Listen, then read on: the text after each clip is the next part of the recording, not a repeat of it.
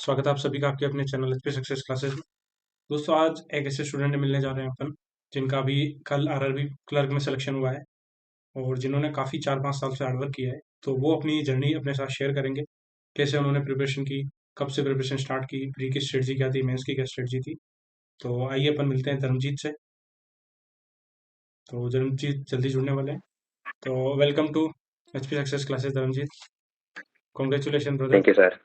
Congratulation. Thank you. तो thank you कैसा sir. लग रहा है नए साल में आते ही आपको इतनी बड़ी चीज़ अचीव हो गई है? तो कैसा लग रहा है आपको? Yes sir. बहुत खुश हूँ सर। काफ़ी टाइम के बाद एक लंबी जर्नी रही है और बहुत अप्स एंड डाउन देखे उसके बाद कल सब मतलब चेंज ही हो गया सब। हाँ, तो एकदम से सारा नज़रिया ही चेंज हो जाता है। पहले जो परिवार वाले आपको यस कुछ बोल सर। रहे होते हैं उल्टा सीधा, उनका व्यू भी चेंज हो जाता है। तो काफ़ी खुशी मिल रही होगी आपको और आपके फैमिली को। बहुत खुशी हो रही है। हाँ सर। तो आप अभी लोगों का सारे। नज़रिया मतलब बदलता है सर। हाँ हाँ, बोलिए, कंटिन्यू करिए। Yes sir. लोगों का नज़रिया कैसे बदला है सर देखने का कि पहले जो मतलब उनको ट्रस्ट नहीं था कि ये हो सकता है वो अब जब आप ग्रीट करते हैं तो बहुत खुशी मिलती है। काफ़ी चीज़ें बदल जाती है। तो आपको बहुत बहुत बधाई, आपकी फैमिली को यस भी सर। बधाई। तो अब आप अपनी जर्नी सारे थैंक यू। एस्पिरेंट को शेयर करिए, आपने कैसे प्रिपरेशन स्टार्ट की थी। तो स्टार्ट करते हैं अब अपन। तो आप बताओ पहले कि आपके कितने मार्क्स आए थे प्रीलिम्स के अंदर आरआरबी क्लर्क में। सर मेरे 76 पॉइंट समथिंग मार्क्स थे प्री क्लर्क में। ओके। और मेंस में मेरे 122 मार्क्स आए सर। ओके, तो आप कहाँ से हो बेसिकली? सर मैं गुजरात में जामनगर से हूँ सर। ओके। और गुजरात से ही अप्लाई किया था मैं। ओके, तो अब बताओ आपने प्रिपरेशन कब से स्टार्ट की बैंक की? सर लास्ट ईयर से मैं बैंक की प्रिपरेशन कर रहा हूँ सर। और लास्ट ईयर मेरा प्री नहीं हो पाया था आरआरबी में। और इस साल मैं सक्सेस हुआ हूँ क्लर्क में और पीओ में इंटरव्यू तक गया था सर मैं बट थोड़े मार्क्स से नहीं हो पाया। तो आपने काफ़ी जल्दी गलतियों से सीख ली अपनी, जहाँ जहाँ मिस्टेक की वो हाँ सर। आपने बहुत ही जल्दी चेंज की, क्योंकि बहुत सारे स्टूडेंट ऐसे होते हैं जिनको 4-4 साल लग जाते हैं। बट आपने जल्दी अपनी गलतियों को सही कर लिया, वही सबसे इम्पोर्टेंट होता है। तो अब आप बताओ मुझे कि आपने ग्रेजुएशन में क्या किया है? सर मैंने इंजीनियरिंग किया है बीई किया है मैकेनिकल ब्रांच से। 2018 में मैं ग्रेजुएशन हो गया था मेरा। और उसके बाद से सर मैं स्टेट पीसीएस के एग्ज़ाम में लग गया। और 1-2 साल मैंने अटेम्प्ट दिए बट अनफॉर्चुनेटली क्लियर नहीं कर पाया सर मैं। ओके। और फिर कोरोना पेंडेमिक हुआ और एग्ज़ाम सारे बंद हो गए सर। बट मेरा एक कज़िन है सर जो ऑलरेडी वर्किंग है आरआरबी में एज़ अ पीओ मैनेजर है, अभी स्केल 2 हो गए हैं।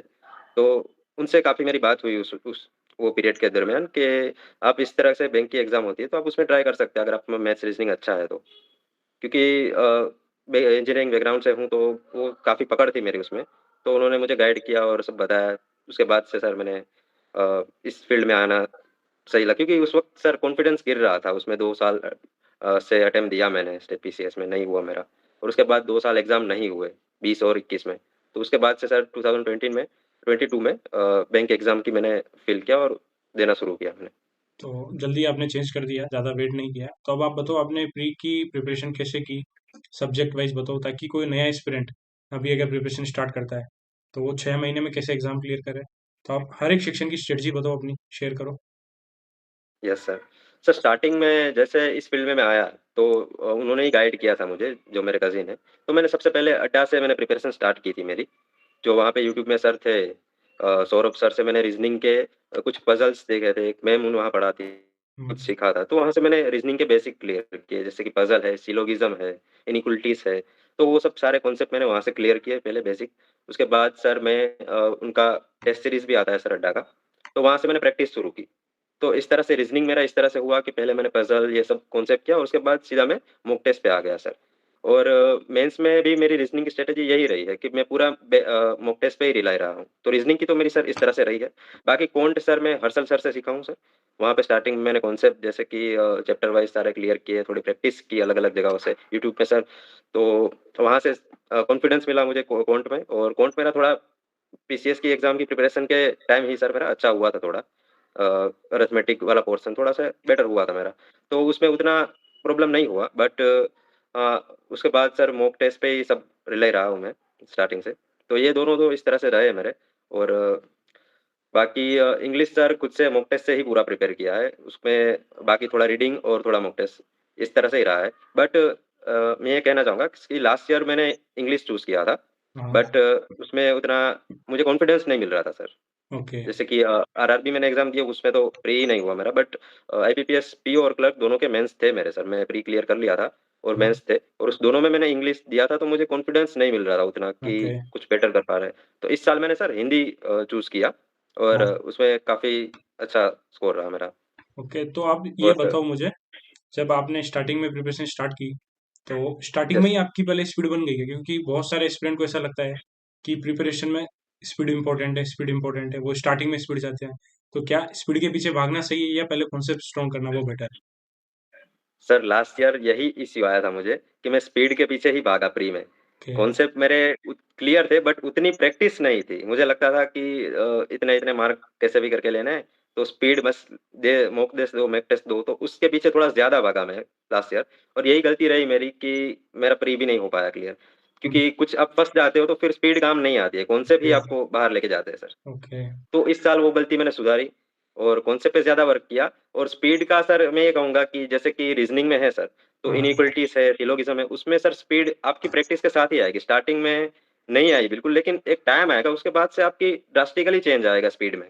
ओके। तो वो पेशेंस से आप रखना पड़ेगा आपको कि स्टार्टिंग में तो नहीं आएगी, थोड़ा सा प्रैक्टिस करते जाएंगे जैसे जैसे, उसके बाद एकदम से आपकी स्पीड आने शुरू हो जाएगी। तो वो सभी तो जगह उसका वही होता है कि जैसे आप क्रिकेट भी खेलते हो, तो आप ऐसे नहीं कि ग्राउंड में जाते हैं आप शॉट लग जाता है, उसके पीछे 10,000 बार वो शॉट खेलना पड़ता है। तो वही चीज़ है, जो भी बैंक की प्रिपरेशन कर रहे हैं या लाइफ में आप कुछ भी कर रहे हो, पहले आपको बहुत हार्ड वर्क करना पड़ेगा, प्लस पेशेंस रखना होगा। पेशेंस करते रखना जाओ, होगा, फिर एकदम से आपको एकदम से राइज मिलेगा, एकदम से आप एकदम प्लस हो से। जाओगे, तो आपको काफ़ी ज़्यादा चेंजेस मिलेंगे फिर। तो यही चीज़ करनी हाँ है अभी सर। जो प्रिपरेशन कर रहे हैं। और अब आप बताओ कि आपने मॉक टेस्ट कौन कौन से यूज़ किए प्रीलिम्स के लिए, फिर मेंस का बताना आप बाद में। प्री में मैंने लास्ट ईयर अड्डा को फॉलो किया था, और इस साल मैं वैरायटी मतलब दो तीन मॉक टेस्ट यूज किए मैंने, ओके। क्योंकि उसमें से एक बायजूस यूज किया मैंने, ओके। क्रेडअप, उसके बाद गाइडली, और तीसरा हॉलीवुड।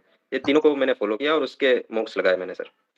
एक मिक्सअप रहा सही, और अच्छा बेटर परफॉर्मेंस निकला हाँ, मेरा। मॉक टेस्ट बहुत इंपॉर्टेंट होता है। मॉक टेस्ट मिक्स करके चलना पड़ता है, एक लेवल लो लेवल रखो आप, एक हाई लेवल रखो, हाँ। वही यस बेटर है। सर, दो या तीन, हाँ वो बेटर होता है सर, दो या तीन, क्योंकि एक क्या होता है कि एक ही देते हो आप तो उसके फेमिलियर हो जाते हो, तो कभी कभार वो एज मिलता है आपको वहाँ पे। हाँ। और लेवल का भी थोड़ा सा चेंज हो तो प्रिपेयर रहते हैं आप, जैसे इस साल जैसे इंक्रीज हुआ है सर पॉइंट का लेवल, तो वो काफी बेनिफिट मिलता है अगर आपने उस तरह से मिक्सअप प्रिपेयर किया हो। अगर आप एक ही तरीके से दोगे तो आपको लगेगा पेपर ऐसा ही आने वाला है, आपका माइंड यस उसी सर। तरीके से सेट हो जाएगा। तो अगर अलग यस अलग सर। से दोगे तो आपको एग्जाम में कितने भी चेंजेस आए, आपको ज़्यादा इफेक्ट नहीं होगा उस चीज़ से, आप और प्रिपेयर रहोगे। हाँ सर, और एक तरह के मॉक देने से ये भी होता है कि सर उसकी पैटर्न से हम फेमिलियर हो जाते हैं ना, तो सर हाँ। थोड़ा सा वो पजल में आपको एज मिल जाता है कि इस तरह से ही बना होगा, तो वो आप पहले ट्राई करते हो कॉन्सेप्ट, तो वो आपका लग जाता है, तो आप बहुत जल्दी बना लेते हो। लेकिन जैसे ही आप दो तीन मॉक टेस्ट अलग अलग तरह के दोगे, तो अलग अलग कुछ में कुछ हार्ड बनाते हैं, कुछ में कुछ लो लेवल रखते हैं, तो हाँ भाई। मिक्सअप होता है तो बेनिफिट मिलता है सर। ओके। ओके। प्रिपेयर रहते हो आप, कोई भी एग्जाम लेवल आए, कुछ भी आए ओके, उसके तो लिए। आप प्री के लिए डेली क्या करते थे अपना टाइम टेबल के साथ आपका, वो बताइए थोड़ा। प्रीलिम्स के लिए क्या क्या करते थे, फिर मेंस का आप शेयर करना। पहले प्रीलिम्स का बताइए अच्छे से। सर प्री के लिए मैं सुबह के पोर्शन में हम्म। रीजनिंग के पजल्स एक साथ बंच में मैं बनाता था सर, ओके। 10 से 12 पजल, क्योंकि उसमें मेरी स्पीड नहीं बन रही थी स्टार्टिंग में, और लास्ट ईयर यही दिक्कत हुई थी कि एक पजल की वजह से पूरा वो रुक गया, और उसके बाद सब हो गया, क्योंकि वो एक ही गलती होती है बार बार, अब नहीं बनती, मतलब कुछ भी कर लो लेकिन आप बनाते जाते हो, तो वो ये थोड़ी बहुत सीख ली मैंने, और इस बार पजल एक साथ बंच में बनाना शुरू किया। और आप स्पीड ना सर इसी से आई है मेरी थोड़ी, कि एक साथ बंच में बनाओ, तो पजल के लिए मैं सुबह का पोर्शन रखता था, बाकी थोड़ा टॉपिक वाइज इंग्लिश का प्रिपेयर किया था मैंने। उसके बाद तो सर मैंने हिंदी ले लिया था, बट प्री के एक महीने पहले तक मैं इंग्लिश ही प्रिपेयर किया हूँ। और बाकी आफ्टरनून में सर स्पीड मैथ्स पे, और स्पीड जो रीजनिंग के टॉपिक होते हैं जैसे ओके। कि सिलोगिज्म है, तो हम्म। उसको भी बंच में ही पूरा सोल्व किया है मैंने। तो दोपहर का ऐसा पोर्शन था कि थोड़ा सा इस तरह से हो तो सिंप्लीफिकेशन अकाउंट में स्पीड मैथ्स के जो भी टॉपिक है सर, और उसके साथ रीजनिंग में दो तीन टॉपिक है जो आपको स्पीड रिक्वायरमेंट होती है जिसमें, और स्कोरिंग भी होता है, तो उसको मैंने आफ्टरनून में रखा था, और शाम को फिर मॉक टेस्ट पे डिपेंड, इस तरह से शेड्यूल रहता था पूरा दिन का। और एक और चीज़ जो एस्पिरेंट्स गलती करते हैं, आपके साथ भी हुआ होगा, कि जब आप स्टार्टिंग में पजल बना देते थे, तो उसमें लिखा होता था कि थर्ड टू द लेफ्ट, आप पजल बनाते time third to the right लेके करते थे। ऐसा सबके साथ होता है। तो स्टार्टिंग में ये इसलिए होता है कि अपन स्पीड के पीछे भागे, इसी वजह से यस होता है। सर। तो ये चीज भी ध्यान रखनी होती है कि पहले आप कॉन्सेप्ट और बल्क में चीजें करो, सौ पजल एक साथ करो, तो ये सारी चीजें इजीली सोल्व हो जाती है। ठीक है। हाँ सर, तो और एक ये चीज़ पज़ल में ये बेनिफिट भी रहा है कि नोट करने का तरीका मैंने देखा कि जितना अच्छे से आप नोट करते हो ना कंडीशन सारे, उतना आपको बेटर मिलता है, क्योंकि कई बार कभी-कभार ये होता था कि मैं नोट कर दिया कंडीशन लेकिन खुद ही गलत कुछ लिख लिया, तो उस एक चीज़ की वज़ह से आपका पज़ल नहीं बनता है। क्योंकि आप ओके। उसी में देख के बार-बार बनाते रहते हो, तो वो एक कुछ गलतियाँ थी जो लास्ट ईयर मैंने की थी। उससे भी मैं सीखा, और ये भी है कि जो ये टर्म्स होते हैं स्पेसिफिकली पज़ल्स में, तो उसपे हाँ। अगर आपकी जितनी अच्छी पकड़ होगी ना, उतना आपको स्पीड में कामयाब, मतलब कॉन्सेप्ट अच्छे से जितने होंगे ना, स्पीड उतने अच्छे से आएगी आपको और प्रैक्टिस से। एक और चीज भी स्टूडेंट जो गलती करता है, आपके साथ भी हुआ होगा, कि एक पजल अगर नहीं बन रही है और अगर आप वहीं बना रहे हो, तो वापस वो नहीं बनेगी। मैंने भी बहुत नहीं बार बनेगी। वीडियो में बोला है कि अगर कोई पजल फंस जाती है तो उसको वहां से काट के आप बिल्कुल फ्रेश तरीके से बनाओ, तो वो बन जाएगी। वहीं यस करोगे सर। तो गलती होगी। तो ये हुआ है आपके साथ भी? बहुत बार सर, बहुत बार हुआ है, और लास्ट ईयर तो बहुत ज़्यादा बार होता था ऐसा, और फ्रस्ट्रेट हो जाते थे। एक ही पज़ल उसी व मतलब तब क्या होता है कि जो चीज़ें होती है सामने, वो एक ही तरह से हम देखते हैं और एक ही तरह से बनाते हाँ रहते हैं। वही। जिसमें कुछ गलती होती है जो दिखती नहीं उस वक़्त। बाद में बनाने से क्या है कि हम अच्छे से नए पज़ल के रूप में उसको देखते हैं। तो जो हम्म। गलती हुई, सिली मिस्टेक होती है, वो तब पकड़ आती है सर। हाँ तो वही और चीज इसलिए अभी। ये तरीका बहुत सही है सर हाँ, कि यही ध्यान उस रखना वक़्त है छोड़ कि दो। हाँ, उसको एक बार छोड़ के आप वापस फ्रेश स्टार्ट करो, तो वो पजल डेफिनेटली बन जाएगी आपकी। तुरंत सर, तुरंत बन जाती है। हाँ। और अब आप बताओ कि मेंस में आपने कैसे प्रिपरेशन किया था सारे सेक्शन का, एक एक करके? Yes sir. रीज़निंग, क्वांट और उस ये सारी चीज़ें सर, रीज़निंग तो पूरा सर मैं मॉक टेस्ट पे ही डिपेंड रहा हूँ, और ओके। मॉक टेस्ट सर लोग कहते हैं कि आप सबमिट कर दीजिए उसके बाद दीजिए, लेकिन मैं सर हम्म। साथ में ही देता था, एक साथ ही दे दिया।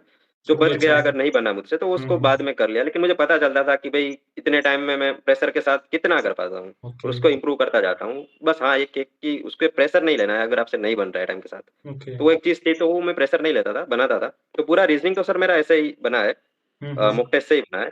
क्वांट के लिए सर मैं हर्षल सर के मेंस के जो यूट्यूब पे फ्री क्लासेस अवेलेबल है, ओके। उससे भी प्रैक्टिस की है मैंने, और बाकी मॉक देता था मैं। तो ट्राई हम्म। करता था कि क्वांट मेरा थोड़ा मेंस में रुक फँसता था, तो उसको मैं ओके। इम्प्रूव करता जाता था, कहाँ से मार्क्स ले सकते हैं हम। तो उस चीज़ पे वर्क किया मैंने, और मॉक ओके। पे ये दोनों सब्जेक्ट पूरा मॉक पे ही डिपेंड रहा हूँ मैं। ओके। बाकी और यूट्यूब पे हर्षल सर से वीडियो थे, उनको डीआई अलग-अलग कहीं हम्म। सर लॉजिकल डीआई और ये सब होती है, तो उससे भी बेनिफिट रहा था। बट क्लर्क में स्पीड, मतलब मॉक टेस्ट से जितना मैंने साथ-साथ दिया ना सर टाइमर के साथ, ओके। उससे काफ़ी बेनिफिट मिला मुझे। सबमिट करके नहीं दिया, तो दोनों सब्जेक्ट इसी तरह से प्रिपेयर किए थे मैंने। और हिंदी की मैंने जो इस बात की अभी कि मैं 1 महीना ओके। पहले हम्म। इंग्लिश शुरू किया, तो उसमें सर ऐसा था कि इंग्लिश में कॉन्फिडेंस नहीं मिल रहा था, और इस तरह से ओके। मॉक मैंने प्रीवियस ये दिए जो हिंदी के, हम्म। मुझे कॉन्फिडेंस मिला। और उसके बाद सर एक पीयूष सर करके यूट्यूब में वीडियोज़ है, और इस तरह से हिंदी ओके। थोड़ा पढ़ाते हैं सर, तो उनसे जुड़ा मैं, और हम्म। काफ़ी अच्छा कंटेंट है उनका, तो कॉन्फिडेंस बिल्ड हुआ सर। ओके। आरसी मतलब वो जो है हिंदी का पूरा, उसमें हम्म। कॉन्फिडेंस बिल्ड हुआ, और मुझे लगा कि अब यही करूँगा, और कॉन्फिडेंस आ गया, बाकी अब मार्क्स जो भी आए, कॉन्फिडेंस अगर आपका बन रहा है ना, तो फिर गो फॉर इट। कॉन्फिडेंस आपको से अच्छे तो मार्क्स मार्क्स भी आएँगे। आते ही हैं। आ जरूर जाएँगे, आ आते हैं। जाएँगे सर। कॉन्फिडेंस सबसे इंपॉर्टेंट है। बहुत सारे स्टूडेंट ऐसे होते हैं कि क्या होगा, एग्जाम की टेंशन लेते हैं, मार्क्स कम आ रहे हैं, क्या होगा। अगर आपके पास कॉन्फिडेंस है कि अभी कितने भी कॉन्फिडेंस आ है। रहे हैं एग्जाम में मेरे आ जाएंगे, तो आपका हंड्रेड आ परसेंट हो जाएँगे, जाएगा। कॉन्फिडेंस सबसे आ इंपॉर्टेंट जाएँगे। है। सेल्फ डाउट रखना वही नहीं सर। चाहिए। बहुत सारे स्टूडेंट ऐसे हैं उनको सेल्फ डाउट बहुत ज्यादा होता है, तो वो बिल्कुल नहीं रखना चाहिए अपन को। और ये सब्जेक्ट को लैंग्वेज को लेकर तो खास करके सर आरआरबी ओके। में कि हम्म। किस तरफ जाना है। हिंदी लगता है कि हिंदी में कर सकते हैं, लेकिन कॉन्फिडेंस नहीं आ रहा है, इंग्लिश सब ले रहे हैं, इंग्लिश अच्छा आता है, ये थोड़ा-सा माइंडसेट रहता है। बट अगर आपका कॉन्फिडेंस बन रहा है, तो फिर जाइए आप, गो फॉर पहले इट, आपको मार्क्स ज़रूर आएँगे। ट्राई दोनों करना चाहिए आपको मॉक टेस्ट के अंदर। हाँ, फिर आप दोनों ट्राई करो ट्राई। किस में जाना है, फाइनल करो। हाँ सर। ओके, अब आप बताओ कंप्यूटर कहाँ से करा आपने? यस सर, कंप्यूटर सर मैंने थोड़ा-सा बेसिक मेरा क्लियर था, ओके। और उसके बाद सर एक बोल्ट करके मैगज़ीन है सर, ओके। उससे भी किया, और यूट्यूब में सर आपके भी चैनल पर एचपी क्लासेस पे एक बना हुआ है, तो उसमें से एमएस एक्सेल, वर्ड ये सब, और शॉर्टकट खास करके, तो सब ओके। वीडियोज़ मैंने देखे थे, तो वो काफ़ी इस बार के एग्ज़ाम में तो काफ़ी बेनिफिट मिला मुझे उससे। तो ओके। एक कॉन्फिडेंस बन गया था कि भई चलो हो जाएगा, और बोल्ट मैगज़ीन हॉलीवुड बोर्ड की वो भी मैंने फ़ॉलो की थी सर। ओके। तो कंप्यूटर तो मेरा पूरा। ओके। और बाकी सर करंट अफ़ेयर के लिए सही है। सर मैंने लास्ट ईयर जैसे कि मैंने बोला कि आर आईबीपीएस आईबीपीएस क्लर्क और पीओ दोनों के मेंस थे मेरे, तो तब हम्म। सर आप वीडियोस डालते थे यूट्यूब पर। ओके। तो उसको मैं फॉलो करता था जर्नी के टाइम पे, और तो काफी बेनिफिट रहते थे क्योंकि टू द पॉइंट आप डिस्कस करते थे वहाँ पे, और अच्छा ओके। कंटेंट मिलता था, डेटा अच्छे से मिल जाते थे। और इस साल सर आपने बैच लॉन्च किया था अरबी के टाइम पे, सक्षम बैच। ओके। तो उसमें भी मैंने एनरोल किया था क्योंकि लास्ट ईयर मैंने देखा था आपका कंटेंट, तो मैं ओके। एनरोल किया था उसमें। हम्म। तो उससे मुझे काफी बेनिफिट मिला है। ओके। जैसे कि सक्षम बेस में मैं बताऊं सर आपको, तो उसमें सर आप टॉपिक वाइज अलग अलग उसके सेक्शन बनाए हैं आपने सर। तो हम्म। उससे काफी बेनिफिट मिलता है, जैसे कि हम करंट अफेयर होता है वो डेटा इतना सारा आ जाता है दिमाग में, तो वो हम्म। मिक्सअप हो जाता है सर। लेकिन इस तरह से अगर आईआईटी की न्यूज है कोई, तो एक हाँ। साथ सारे आईआईटी जो भी न्यूज में रहे, अगर उसको एक जगह पे लिख लिया जाए और अच्छे से कंटेंट बना दिया जाए, तो वो काफी इजी भी रहता है और रिवीजन के टाइम में भी इजी रहता है, तो क्लियरिटी ऑफ थॉट्स रहता है सर आपका। आप ओके। मिक्सअप नहीं रहता है, तो कॉन्फिडेंस उससे बहुत काफी बिल्ड होता है एग्जाम में।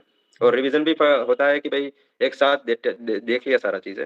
और दूसरा ये सर कि जिस जो आपने बैच में अभी गवर्नमेंट स्कीम कराए थे सर, ओके। वो तो सर बहुत ज्यादा बेनिफिट रहा है कि एक साथ पूरा स्टैटिक और करंट दोनों को मिक्सअप करके जो वो मेरे ख्याल से बहुत जगह पे मतलब ऑलमोस्ट कहीं अवेलेबल नहीं है उतना अच्छे से, ओके। मतलब उतना कॉन्फिडेंस बहुत मिला उससे। और आरआरबी में तो खास करके सर गवर्नमेंट स्कीम्स का रहता है, और आजकल बहुत उसका वेटेज बढ़ चुका है। तो जिस वही तरह से आपने कराए थे, काफी बढ़िया वही रहा सर वो। वही मेरा मेन पर्पज वही है कि दोस्त, सबको जो भी मेनली करंट अफेयर में क्या होता है, करंट अफेयर में स्टूडेंट को याद नहीं रहता है।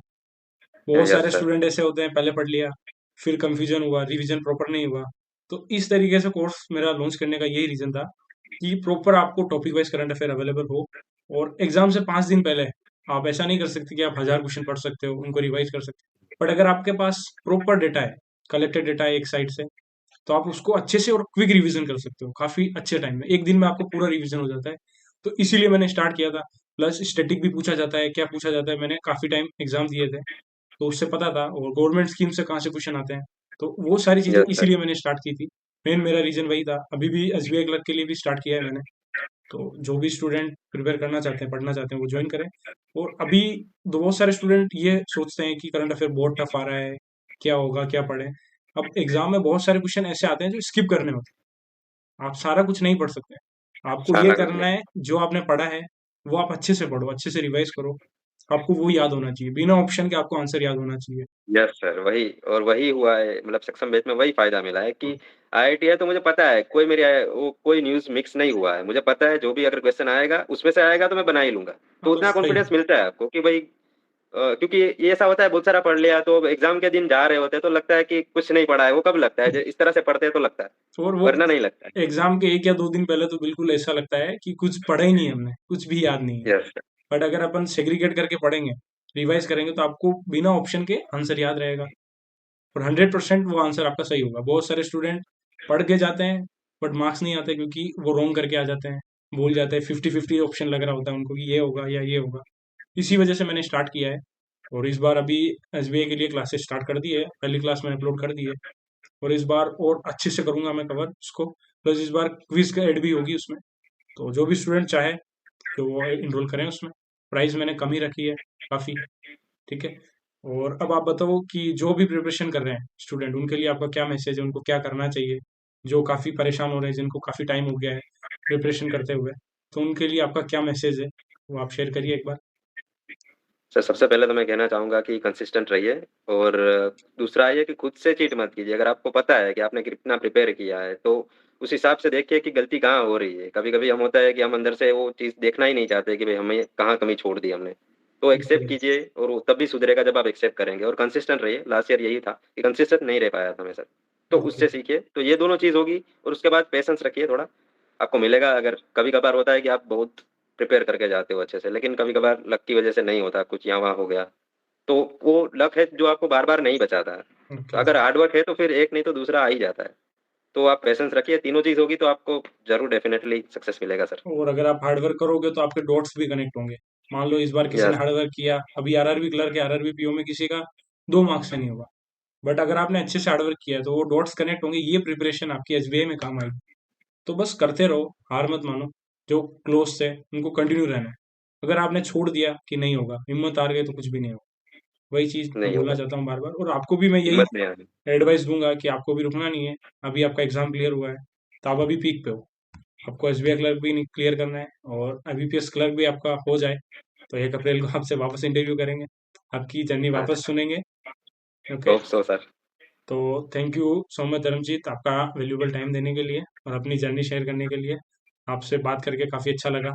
आपने बिल्कुल अच्छे से एक्सप्लेन किए, जितने भी डाउट हो सकते हैं एस्पिरेंट के वो सारे डाउट आपने इजीली क्लियर किए। बहुत सारे स्टूडेंटों के डाउट अभी क्लियर हो गए होंगे। तो thank you so much brother. Okay. Thank you sir.